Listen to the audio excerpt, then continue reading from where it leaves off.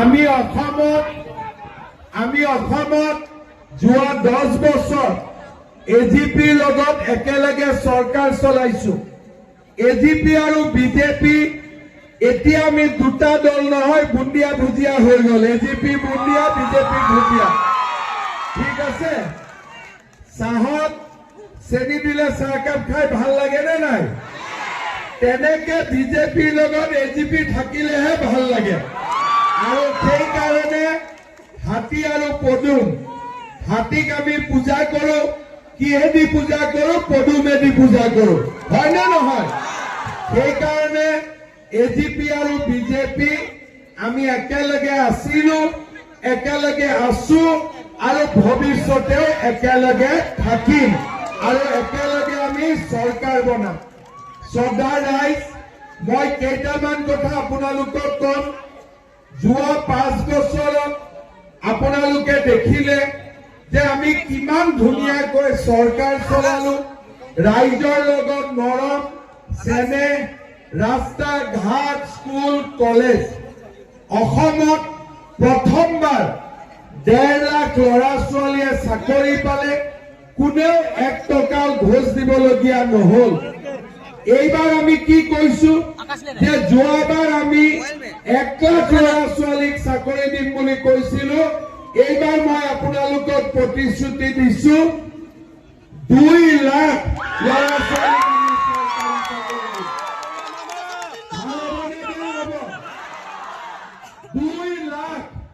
যোৱাবাৰ 1 লাখ বুলি কওঁতে 1.5 লাখ পালো। এইবাৰ 2 লাখ বুলি কওঁতে কিমান পোৱা মই নাজানো, 2 লাখটো ক্ৰছ কৰি দিম। আমাৰ ক্ৰিকেটত মানুহে বাউণ্ডাৰী মাৰে, মোৰ বাউণ্ডাৰী মাৰি ভাল নালাগে, মই একেবাৰে ছিক্সাৰ মাৰি দিওঁ। যিমান কওঁ তাতকৈ অলপ বেছিকৈ কৰো, তাতকৈ কম নকৰো। যোৱাবাৰ আমাৰ মহিলাসকলক আমি 10,000কৈ টকা দিলো। এইবাৰ আমি কিমান দিব লাগিব? এইবাৰ 25,000 টকা আমি দিব লাগিব। কাক কাক নালাগে হাত দাঙকচোন। কাক কাক লাগিব হাত দাঙক। মোৰ ওপৰত বিশ্বাস আছে নে নাই? পাক্কা আছেতো? আৰু এইবাৰ আপোনালোকক আমি দালি, চাউল, নিমখ, চেনি দিলো।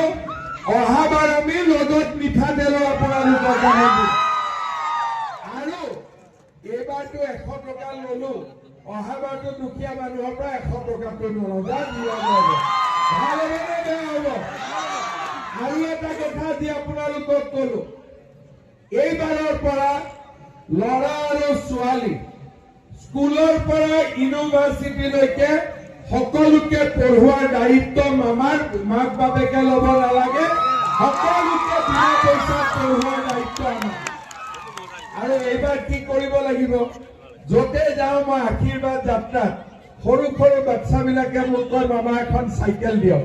সেইকাৰণে এইবাৰ ডাঙৰ বিলাকৰ লগতে ভোট নাথাকা সৰু সৰু বাচ্চাবিলাককো এখন এখন চাইকেল দিব লাগিব। আৰু যিবিলাকে ঘৰ পাবলগীয়া আছিল নাই পোৱা, যোনে অৰুণোদয় পাবলগীয়া আছিল নাই পোৱা, সকলোৱে চিন্তা নকৰিব। সকলোকে ঘৰ আৰু অৰুণোদয় দিয়াৰ দায়িত্ব মোৰ ওপৰত আমি সকলোকে দিয়াৰ ব্যৱস্থা কৰি চাহ বাগিচাত এইবাৰ মাটি দিয়াৰ কাম আৰম্ভ কৰিছো। মাটিৰ পট্টাৰ লগতে ঘৰ বনাবৰ কাৰণেও 1.5 লাখ টকা মাটিও পাব, ঘৰো পাব, একেলগে সকলো সুবিধা পাব।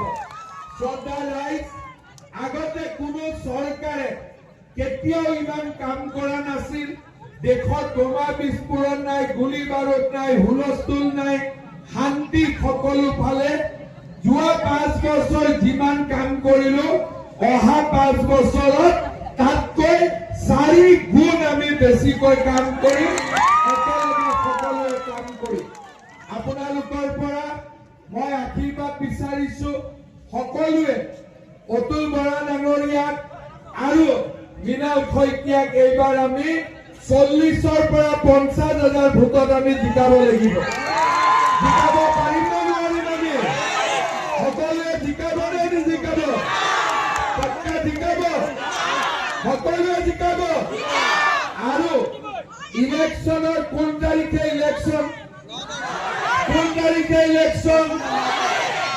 9 তাৰিখলৈকে আপোনালোকে কষ্ট কৰিব আৰু 9 তাৰিখৰ পিছত 5 বছৰ আপোনালোকৰ কাৰণে আমি কষ্ট কৰিম। এইকেইদিন আপোনালোকে কষ্ট কৰিব, প্ৰচেছনত যাব, ফূৰ্তি কৰিব, ঘৰে ঘৰে যাব, হাতীক ভোট দিব কব, পদুমক ভোট দিব কব। এইকেইটা দিন আপোনালোকে কষ্ট কৰিব। তাৰ পিছত 5 বছৰ আজি বোলে ল'ৰাক চাকৰি, কালি বোলে উদ্যমিতা, পৰহি বোলে অৰুণোদয়, পৰহি বোলে বিনামূলীয়াকৈ ল'ৰা ছোৱালীৰ শিক্ষা, আপোনালোকৰ সকলো কামৰ দায়িত্ব আমি গ্ৰহণ কৰিম। তেতিয়া আপোনালোকে কষ্ট কৰিব নালাগে, হ'ব? এতিয়া আমি সকলোৱে মনোনয়ন পত্ৰ দিম। আজিৰ দিনটো খুব